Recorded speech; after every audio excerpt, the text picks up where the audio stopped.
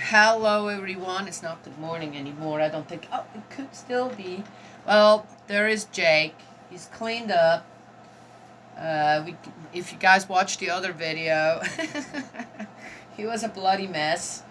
Looks like his ear got right behind his ear, part of his ear got chewed on, or he got bit by something, and he's over there now. I got him cleaned off. He was growling at me. Well, I'm going, growling at me?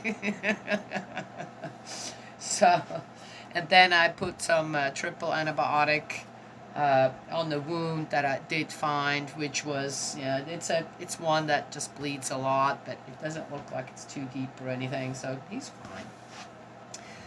Just wanted to mention that. Yes. Ah, it's the wild here. We're in the wild, wild Appalachian Mountains. And things cruise around here that you rarely see anything really close to the homestead. Again, because we've always had a lot of dogs, and yeah, animals have their own uh, pecking order in a way, hierarchy going and certain things. So, well, anyway. So there it is. But we're in Exodus 9. Otherwise, it's the day after Christmas. It's been very peaceful here. Lots of things going on out there. One thing, we never lost power. That was a real big surprise.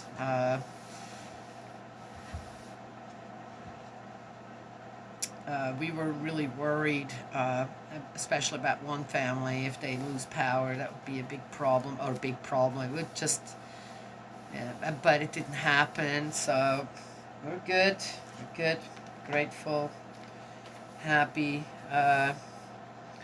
for anyone out there. I saw one little clip on where the power went out for people, and a mom with her baby, and had to give her cold formula, and I'm going, okay, I'm sorry.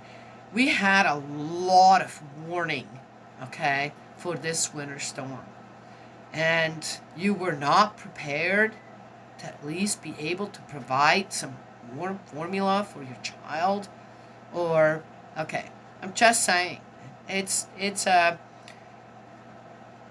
people have plenty of money for I don't know what out there, okay?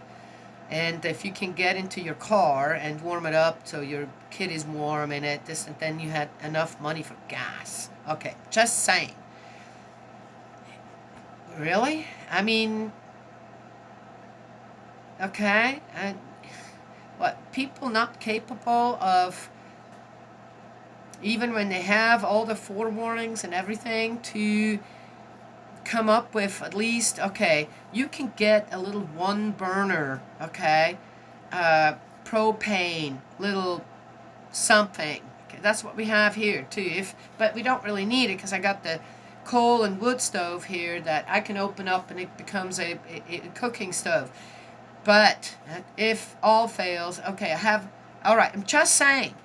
Really, no, no kind of just a little bit of something where, again, yeah, one room that you can heat up with, okay, a little preparedness. I mean, there's plenty of information out there.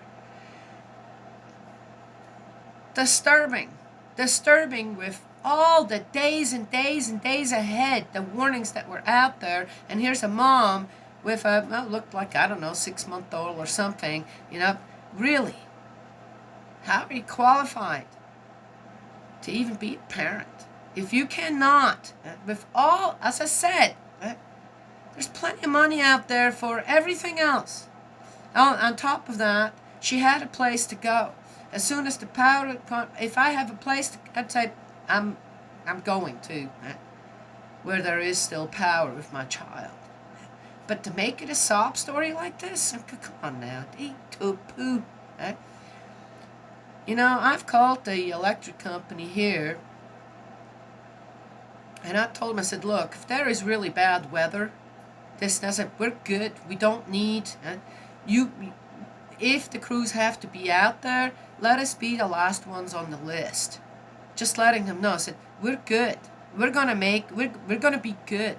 And I don't want anybody to be out there, regardless, in I don't know what kind of weather, to risk their lives so I can have electricity. I'm just saying, you should be set up so that your comfort, that you're so dependent on others, are not going to risk and take a life than to go out there in weather you would never consider doing yourself. I'm just saying, okay? Well, that's their job. Come on now. Right? That job can be done when it gets safer out there. But you should be responsible enough for your own surroundings to make sure that you're not putting someone else's life at risk. Right? Because what? You're too lazy or too cheap to just have a few things in place. So, number one, get a generator. Start saving up for a little generator. Okay? Yes? Where you can at least run a heater on, for example. Okay? Invest in a little stove, cooking stove with propane. The little bottles of propane. Right? One of those little goes a long way if you just, all right? I'm just saying. Anyway, inform yourself. Huh? You know, people with their frozen pipes, it's not, it takes a little drip, literally, a little steady drip, which isn't going to run your water bill up or anything. A little steady drip will keep your pipes from freezing. I'm just saying. Anyway, it just,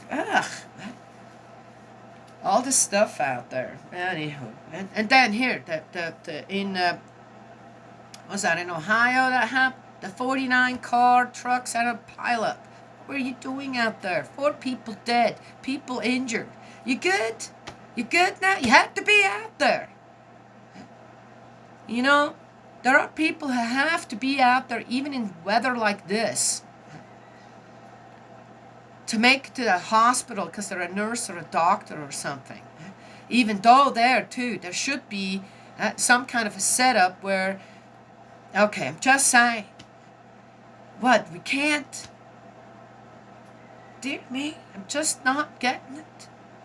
So there are some essential workers, people that need to be out there where the plows this snap that are also out there, right, should be able to get people from point A to point B safely without you, who shouldn't be out there, right, clogging up the road in weather like that. I'm just saying. Right? What is it with you people out there? I'm just saying. Anyway. Deaths. Because of a little bit of cold weather. Could not have been avoided? Yeah, all right. That can't help you people. Well, let's keep going. Exodus 9. The 5th plague. Death of the Egyptians' livestock. Let's remember that the Egyptians didn't have a whole lot of livestock, actually. Okay. Yahweh then said to Moses, "Go to Pharaoh and say to him, Yahweh God of the Hebrews says this, let my people go and worship me. If you refuse to let them go and detain them any longer, look, the hand of Yahweh will strike your livestock in the fields, horses, donkeys, camels, oxen, and flocks with a deadly plague." Well, I guess if they would have been worried about anything on that is, ooh, who's going to build my pyramids? My camels, my oxen, my donkeys. Okay, all right, Danielle. This just got me going, didn't it? How are people so stupid out there?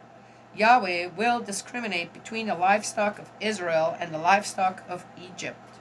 Oh, nothing of what belongs to the Israelites will die. Yahweh has fixed the time. Tomorrow, he has said, Yahweh will do this in the country. Next day, Yahweh did this. All the Egyptians' livestock died, but nothing of the livestock owned by the Israelites died. Pharaoh had inquiries made and found that of the livestock owned by the Israelites, not a single beast had died. But Pharaoh was obstinate and did not let the people go. I don't know what to say to this one. As I said,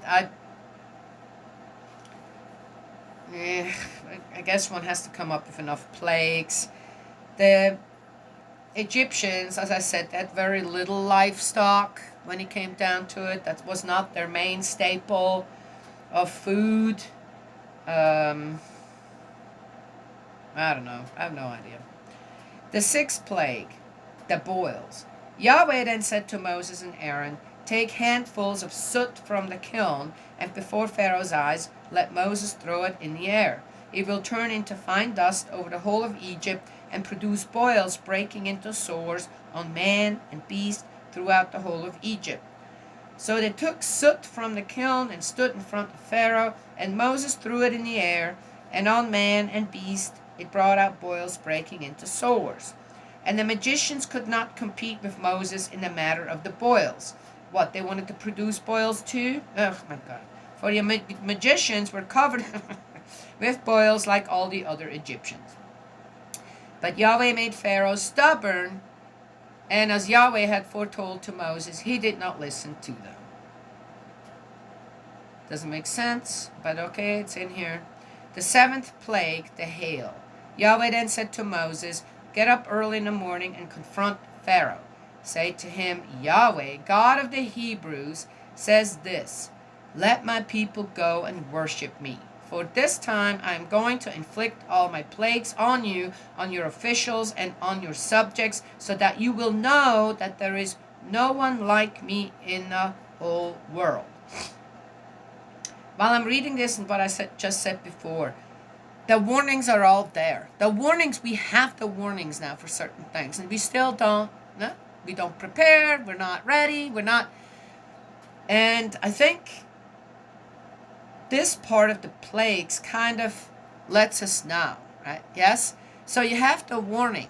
You do things according to, in a certain way, that you should still be able to do to keep your surroundings at least comfortable enough, safe enough, alive, survive, right? Yes? But somehow we still can't, even with all the forewarnings. Not possible.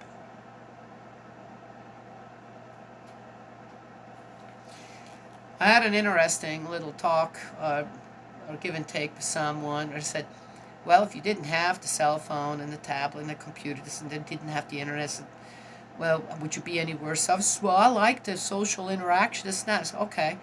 But if all that social interaction, all that being connected through now cyberspace isn't saving a life, isn't saving lives,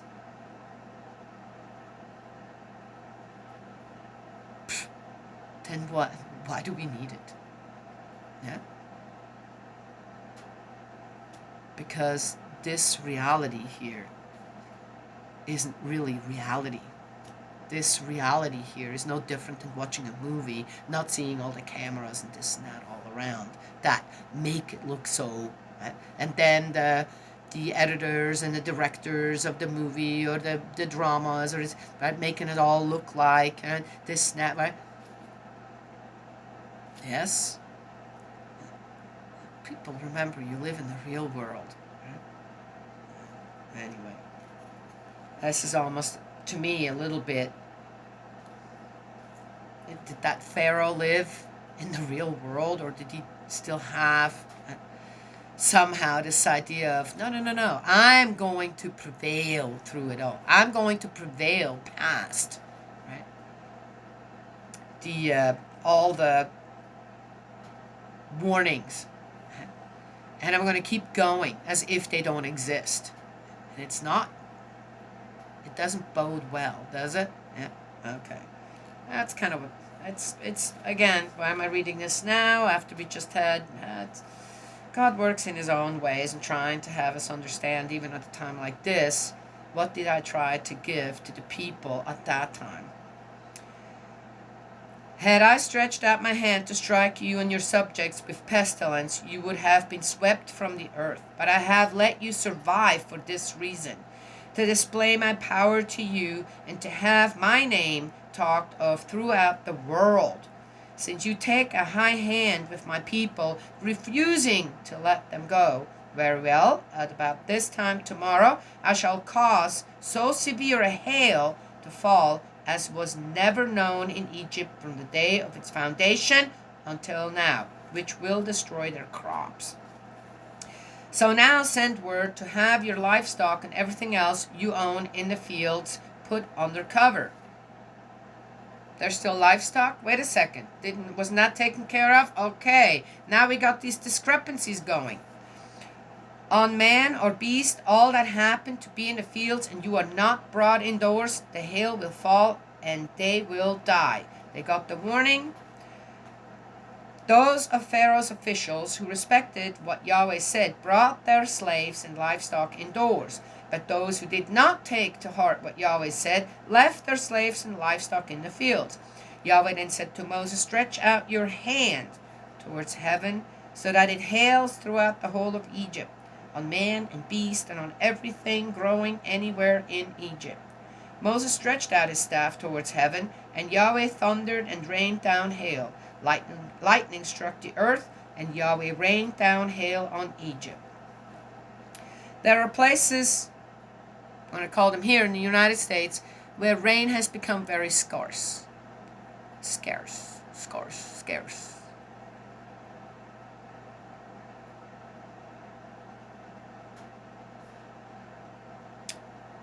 Can it get any worse? I don't know.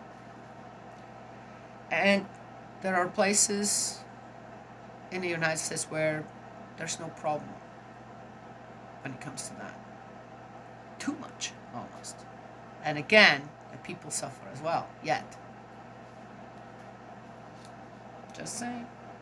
And so there was hail, and lightning accompanied the hail, very severe, such as had never been known anywhere in Egypt since it first became a nation. All over Egypt the hail struck down everything in the fields.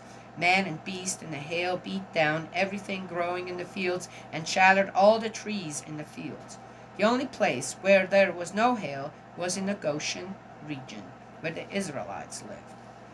Pharaoh then sent for Moses and Aaron and said, this time I have sinned. Huh.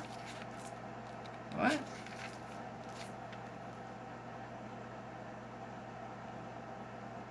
This time I have sinned. What? What about all the other times? What's it going to take? That's the seventh plague. Yahweh is in the right. Oh, and I and my subjects are in the wrong. Pray to Yahweh, for we cannot bear any more of this thunder and hail. I promise to let you go. You need stay no longer. Moses said to him, the moment I leave the city, I shall stretch out my hands to Yahweh.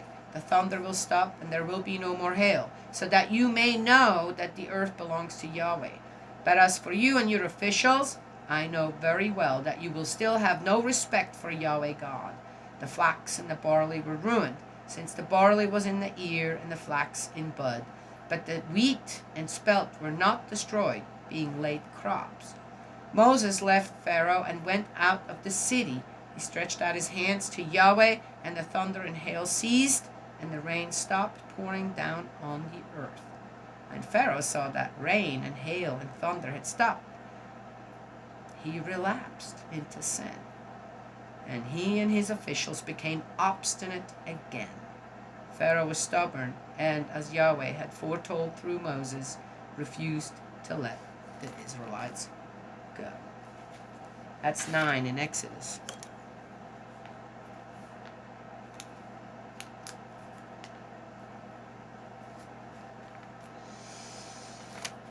You know, that brings somehow I'm not a fan of Shakespeare, but brings to mind a live and let live.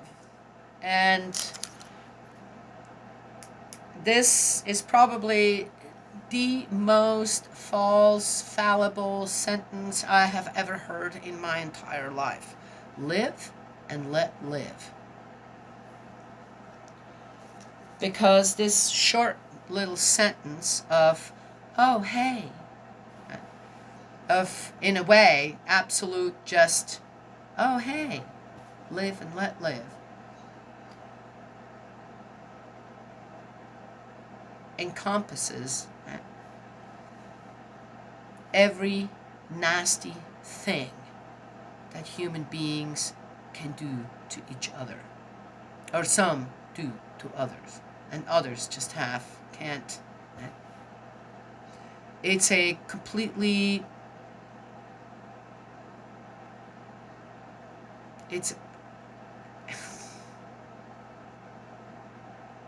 there's no guidance in that sentence.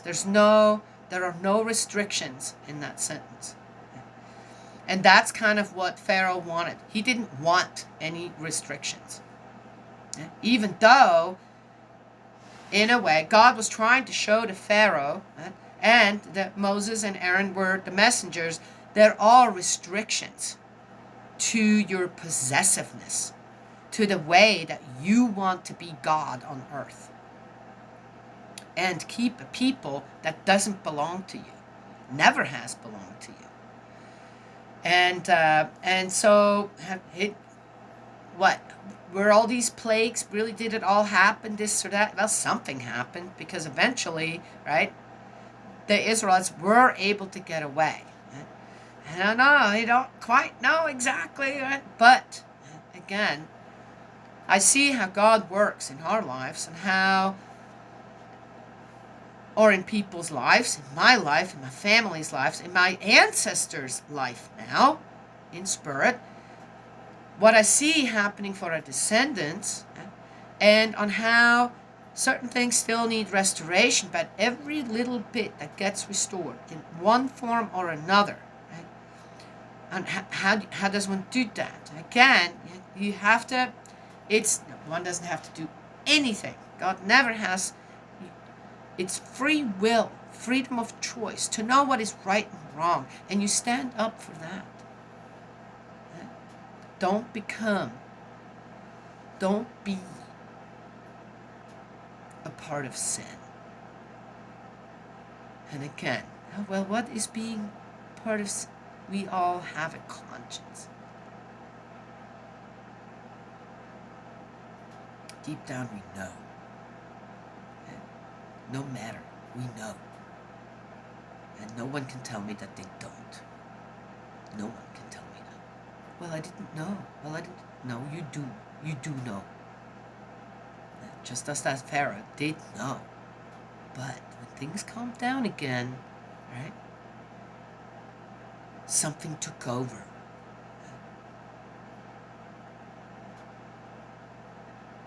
To dominate, to possess, rather than work together. Yes? It's always that way. It's, to this day, it's just like that. So, that's why also, I like to show, and I'm hopefully, it just depends on what happens here, until the end of the year, like to show on how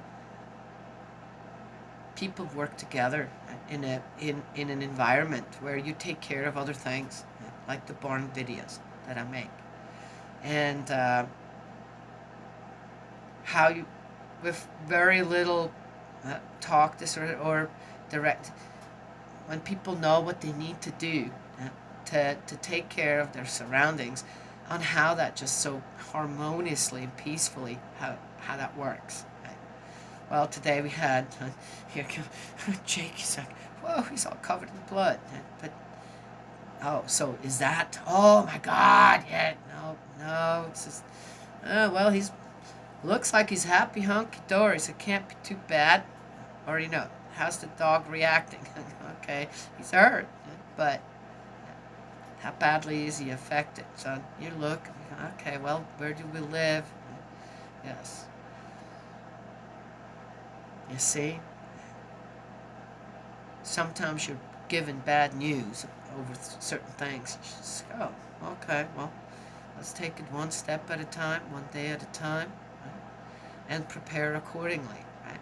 Yes? That's just what you do. Right? Yep. Well, that's what I wanted to share today. God's love and blessings always, and may He protect you all of you again soon.